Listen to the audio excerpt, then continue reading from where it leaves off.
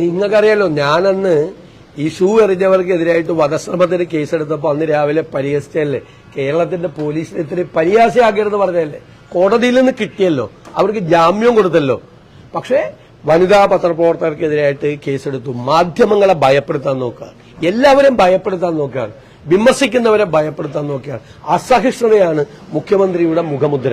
മുഖ്യമന്ത്രി ആണ് എന്ന് എനിക്ക് തോന്നുന്നില്ല. കാരണം രാഷ്ട്രീയ പാരമ്പര്യവും അനുഭവജ്ഞാനവുമുള്ള ഒരാൾ ഇതുപോലെ ഭരണസ്ഥാനത്ത് അധികാര സ്ഥാനത്ത് ഇരുന്നിട്ട് ഇതുപോലെ പെരുമാറുമെന്ന് ഞാൻ കരുതുന്നില്ല. മുഖ്യമന്ത്രിയുടെ ഓഫീസ് നിയന്ത്രിക്കുന്നത് ഒരു ഉപജാപക സംഘമാണ്. അവരുടെ സമനില തെറ്റിയിരിക്കുകയാണ്. അവരാണിത്. അവരുടെ അഹങ്കാരവും ധാർഷ്ട്യവും ധിക്കാരവുമാണ് കേരളത്തെ ഈ സ്ഥിതിയിൽ കലാപഭൂമിയാക്കി മാറ്റിയത്. പരിഹാസ്യമായി ഈ നവകേരള സദസ്സ് നടത്തി 44 ദിവസം ഒരു പാവപ്പെട്ടവന്റെ കണ്ണീര് പോലും തുറയ്ക്കാൻ കഴിയാതെ, ഒരു ഔട്ട്കമില്ലാതെ, ഒരു റിസൾട്ട് ഇല്ലാതെ നാട്ടുകാരുടെ ചെലവിൽ ഇലക്ഷൻ പ്രചരണം നടത്തി തിരിച്ചു വന്നിരിക്കുക. എല്ലാ സ്റ്റേജിലും വെച്ച് പ്രതിപക്ഷത്തിനെതിരായി രൂക്ഷമായ ആക്രമണമാണ്. ഞങ്ങളൊക്കെ കൊടുക്കുന്ന നികുതി കൂടി ഉപയോഗിച്ചുകൊണ്ടാണ് ഈ പരിപാടി നടത്തിയത്.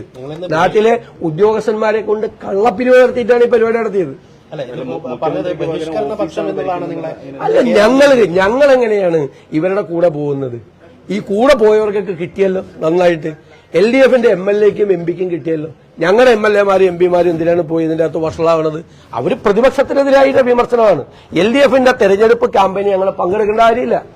ഞങ്ങളെങ്ങനെയാണ് ഗണേഷ് കുമാറിന്റെ സത്യപ്രതിജ്ഞ ചടങ്ങിൽ പങ്കെടുക്കുന്നത്? ഞങ്ങളുടെ പ്രിയങ്കരനായ നാടിന്റെ നേതാവ് ഉമ്മൻചാണ്ടിയെ അപകീർത്തിപ്പെടുത്താൻ ഗൂഢാലോചന നടത്തിയെന്ന് വിചാരണ നേരിടുന്ന ഒരാളുടെ സത്യപ്രതിജ്ഞയ്ക്ക് ഞങ്ങൾ പോയിരുന്ന് ഞങ്ങൾ അപഹാസ്യരാണ്.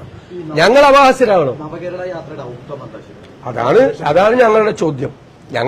അതാണ്. അത് മുഖ്യമന്ത്രിയോടുള്ള ഞങ്ങളുടെ ചോദ്യം. മുഖ്യമന്ത്രി പറയുന്നില്ല. ഞാൻ ചോദിക്കുന്നത്, കേരളത്തിലെ ഏതെങ്കിലും ഒരു പാവപ്പെട്ടവന്റെ സങ്കടം മാറ്റാൻ പറ്റിയോ? നാട്ടുകാരുടെ ചെലവിൽ തെരഞ്ഞെടുപ്പ് പ്രചരണം നടത്തി പരിഹാസ്യമായി മുഖ്യമന്ത്രി നിൽക്കുകയാണ്. കേരളത്തിന്റെ ഖജനാവ് താഴ്ത്തു പൂട്ടിയിട്ടാണ് ഇവര് 44 ദിവസം നടന്നത്. ആ ധനമന്ത്രിയെ പോലും തിരുവനന്തപുരത്തേക്ക് വിടാതെ കരുതൽ തടങ്കലിൽ വെച്ചിട്ടാണ് 44 ദിവസം, മന്ത്രിമാരെ കരുതൽ തടങ്കലിൽ വെച്ചിട്ടാണ് ഇവര് 44 ദിവസം പരിപാടി നടത്തിയത്. എന്തു ഷോയായിരുന്നു! ഞാൻ മറ്റേ തദ്ദേശ മന്ത്രി പറഞ്ഞതുപോലെ ഷോയുടെ കൂടെ വേറെ പേരൊന്നും ചേർക്കുന്നില്ല. യഥാർത്ഥത്തിൽ എന്ത് ഷോയായിരുന്നു ഇത്? യഥാർത്ഥത്തിൽ ഈ ആർഭാട സദസ് ജനങ്ങളുടെ മുന്നിൽ അല്ല, അത് ഞാൻ പറഞ്ഞല്ലോ. ഏത് പ്രശ്നമാണ് പരിഹരിച്ചത്? അതിനു മുമ്പ് ഞാൻ ചോദിക്കട്ടെ, 5 മാസം മുമ്പ് മന്ത്രിമാര് വന്ന് പരാതി മേടിച്ചല്ലോ, അദാലത്ത് നടത്തിയിട്ട് ലക്ഷക്കണക്കിന് പരാതികളുണ്ടല്ലോ. ആ പരാതി ചാക്കി കെട്ടി വെച്ചിരിക്കല്ലേ? അതിൽ നിന്നൊരു പരാതി തുറന്നു നോക്കി പരിഹാരം ഉണ്ടാക്കിയിട്ടില്ല. അപ്പോഴാണ് 5 മാസം കഴിഞ്ഞ് വീണ്ടും പരാതി മേടിക്കാൻ പോകുന്നത്. ഇപ്പോഴും മറുപടി കിട്ടുന്നുണ്ടല്ലോ ആളുകൾക്ക്. ഇതിൽ മറുപടി കിട്ടുന്നുണ്ട് ആളുകൾക്ക്. അതായത് 25 പ്രാവശ്യം പഞ്ചായത്ത് സെക്രട്ടറിയെ നമ്പറിട്ട് കാണാൻ പോയ ഒരാൾക്ക്, നടക്കാത്ത ആൾക്ക് നവകേരള സദസ്സിൽ പരാതി കൊടുത്തപ്പോ പഞ്ചായത്ത് സെക്രട്ടറിയെ കാണാൻ വേണ്ടി മറുപടി അയക്കുന്നുണ്ട്. ആ മറുപടിയൊക്കെ ഈ സ്റ്റീരിയോ ടൈപ്പ് മറുപടികൾ അടിച്ചു വെച്ചിരിക്കുകയാണ് കൊടുക്കാൻ വേണ്ടിയിട്ട്. ആ മറുപടിയാണ് കിട്ടുന്നത്. നയാ പൈസ കയ്യിലില്ലല്ലോ. നാട് മുടിപ്പിച്ച്, മുച്ചൂടും മുടിപ്പിച്ച് ഖജനാവ് അക്ഷരാർത്ഥത്തിൽ താഴ്ത്തു പൂട്ടിട്ടല്ലേ നടക്കുന്നത്. ഇതിന് ഏത് പരിപാടി എടുത്താലാണ്? സർക്കാരിന്റെ പ്രചരണം ആയിക്കോട്ടെ, അത് പരസ്യം നൽകുന്നുണ്ടല്ലോ, അതിനൊക്കെ ചെലവഴിക്കുന്നുണ്ടോ, അതേപോലെ ഒരു സർക്കാർ പ്രചരണം എന്നുള്ളത് നടത്തുന്നത് എന്താ തെറ്റുന്നത്? അപ്പൊ സർക്കാർ പ്രചരണമാണെന്ന് സമ്മതിച്ചല്ലോ നിയുക്ത മന്ത്രി. ഞങ്ങൾ പറഞ്ഞത് അത് തന്നെയാണ്. ഞാൻ നിങ്ങളോട് ചോദിക്കട്ടെ, 44 ദിവസം മുമ്പ് ഈ പരിപാടി തുടങ്ങുമ്പോൾ ഇതൊരു അശ്ലീല നാടകമാണ്. ഇത് നാട്ടുകാരുടെ ചെലവിൽ നടത്തുന്ന തെരഞ്ഞെടുപ്പ് പ്രചരണമാണ്.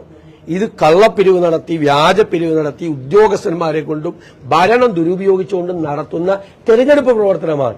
ഈ വേദി ഉപയോഗിക്കാൻ പോകുന്നത് പ്രതിപക്ഷത്തിനെതിരായിട്ടുള്ള പ്രചരണം നടത്താനാണ്. മനസ്സിലായില്ലേ? കേരളത്തിൽ എന്റെ ഭരണസിരാ കേന്ദ്രത്തിൽ നിന്ന് 44 മന്ത്രിമാർ മാറി നിന്നാൽ ഭരണം സ്തംഭിക്കും. ഇതെല്ലാം ഞങ്ങൾ തുടക്കത്തിൽ പറഞ്ഞത്. ഞങ്ങൾ 44 ദിവസം മുമ്പ് പറഞ്ഞ അതേ സ്ഥലത്ത് എത്തിയല്ലേ ഇപ്പൊ നിൽക്കുന്നത്. ഇത് കഴിഞ്ഞപ്പോ ഇതിൽ ഏതെങ്കിലും കാര്യത്തിൽ ഞങ്ങൾ തുടങ്ങിയപ്പോൾ പറഞ്ഞ ഏതെങ്കിലും കാര്യത്തിൽ ഡിസ്പ്യൂട്ട് ചെയ്യാൻ പറ്റുമോ? നിങ്ങൾക്ക് പറ്റുമോ? എന്നിട്ട് മാധ്യമപ്രവർത്തകർക്കെതിരായിട്ട് കേസ്, സൈബർ ആക്രമണം, മറിയ ചേട്ടത്തിക്ക് നേരെ ആക്രമണം, എത്ര 1/2 ഡസൻ കോടതി വിധികളുണ്ടായി. 1/2 ഡസൻ കോടതി വിധികൾ ഈ നവകേരള സദസ്സിനെതിരായിട്ട്. പഞ്ചായത്തിൽ നിന്ന്, ലോക്കൽ ബോഡിയിൽ നിന്ന് പൈസ പിരിക്കാൻ പാടില്ല. അഡീഷണൽ ചീഫ് സെക്രട്ടറിയുടെ ഉത്തരവ് ഹൈക്കോടതി സ്റ്റേ ചെയ്തു. അപ്പൊ നിയമവിരുദ്ധമായിട്ടാണ് പണം പിരിച്ചത്. ആ പണം കൊടുത്തവർക്കെതിരായിട്ട് നടപടിയെടുക്കണം. അങ്ങനെ കൊടുക്കാൻ തീരുമാനിച്ച ലോക്കൽ ബോഡിയുടെ അധികാരികൾക്കെതിരെയും ഉദ്യോഗസ്ഥന്മാർക്കെതിരെയും നടപടിയെടുക്കണം. അവരുടെ കയ്യിൽ നിന്ന് പണം തിരിച്ചടക്കാൻ പറയണം. കാരണം വ്യാപകമായി അഡീഷണൽ കമ്മീഷണർ ഇന്റലിജൻസ് GSTയുടെ ആൾക്കാരുന്ന് പൈസ പിരിക്കാനുള്ള ചുമതല. നികുതി വെട്ടിപ്പ് തടയേണ്ട ഉദ്യോഗസ്ഥരെ കൊണ്ട് ക്വാറികളിൽ നിന്നും ജുവലറികളിൽ നിന്നും നികുതി വെട്ടിപ്പ് നടത്തുന്ന ആളുകളിൽ നിന്നും ഒക്കെ വ്യാപകമായി പണം പിരിച്ചിട്ട് സംസ്ഥാനത്തിന്റെ താല്പര്യങ്ങളാണ്, നികുതി വെട്ടിപ്പ് തടയേണ്ട സംസ്ഥാനത്തിന്റെ താല്പര്യങ്ങളാണ് ഹനിച്ചത്. അത് അഴിമതിയാണ്. ഒരു കണക്കുമില്ല. എവിടെ ചെലവാക്കിയെന്ന് ഒരു കണക്കുമില്ല. കേരളീയത്തിന്റെ കണക്കുമില്ല, ഈ കണക്കുമില്ല. വ്യാപകമായി ഉദ്യോഗസ്ഥന്മാര് 1000 പിരിക്കാൻ പറഞ്ഞാൽ അവർ 10,000 പിരിക്കും, 1 ലക്ഷം പിരിക്കാൻ പറഞ്ഞാൽ 10 ലക്ഷം പിരിക്കും.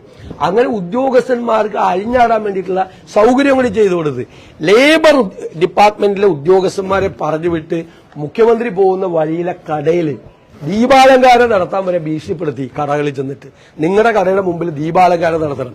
ലേബർ ഡിപ്പാർട്ട്മെന്റിലെ ഉദ്യോഗസ്ഥരെ എന്ന് ഒരു കടയിൽ ചെന്ന് പറഞ്ഞ് അവരത് ചെയ്യില്ല. പേടിപ്പിക്കുകയായിരുന്നു. എല്ലാവരും പേടിപ്പിക്കുകയായിരുന്നു. എല്ലാവരും ഭയപ്പെടുത്തുകയായിരുന്നു. എന്നിട്ട് ഭയപ്പെടുത്തിയ ആളെ കൂട്ടിയിട്ട് ഗംഭീര വിജയം എന്ന് സ്വയം സമാധാനിക്കുക. കേരളത്തിലെ ജനങ്ങൾ എന്താണ് ഇതിനെക്കുറിച്ച് പറയുന്നതെന്ന് നമുക്കറിയാം. നവകേരള സദസ്സ് വൻ അഴിമതിയാണെന്ന് അല്ല, അവര് തന്നെയല്ലേ നടത്തുന്നത്. പറ്റില്ലേ, അക്രമം നടത്തിയ പോലീസ് ഉദ്യോഗസ്ഥന്മാർക്ക് ഗുഡ് സർവീസ് എൻട്രി, കേരളീയത്തിൽ കള്ളപ്പിരിവ് നടത്തിയ ഉദ്യോഗസ്ഥന് ട്രോഫി. കേരളത്തിന്റെ സമാപന ചടങ്ങിൽ ഈ കള്ളപ്പിരിവ് വ്യാജപ്പിരിവ് നടത്തിയ ഉദ്യോഗസ്ഥന്, നിയമവിരുദ്ധമായി പിരിവ് നടത്തിയ ഉദ്യോഗസ്ഥന് ട്രോഫി. ഇതൊക്കെയാണ് ഇപ്പൊ കൊടുത്തുകൊണ്ടിരിക്കുന്നത്. മനസ്സിലായില്ലേ? ഈ കാപ്പ പ്രകാരം ജയിലിലടക്കേണ്ടവൻ മുഖ്യമന്ത്രിയുടെ സംരക്ഷണത്തിന് പോലീസിന്റെ കൂടെ. പോലീസിനെ വരെ കളിയാക്കുമല്ലേ ചെയ്ത്. ശരിക്ക് 2200 പോലീസുകാർ മതിയാവാഞ്ഞിട്ടാണ് 4-5 വണ്ടി ക്രിമിനലുകളെ കൂടെ കൊണ്ടുപോയത്. പോലീസിനെ പരിഹസിക്കായിരുന്നു. ആർക്കും വിശ്വാസമില്ല. ആരെങ്കിലും ഒരു കരിക്കുടി അടിച്ചാൽ തന്നെ കൊല്ലാൻ വരുമെന്നൊരു മുഖ്യമന്ത്രി വിചാരിച്ചാൽ എന്ത് ചെയ്യാൻ പറ്റും? വെയിലത്ത് ഇറങ്ങരുത്. അദ്ദേഹം വെയിലുള്ളപ്പോൾ ഇറങ്ങരുത്.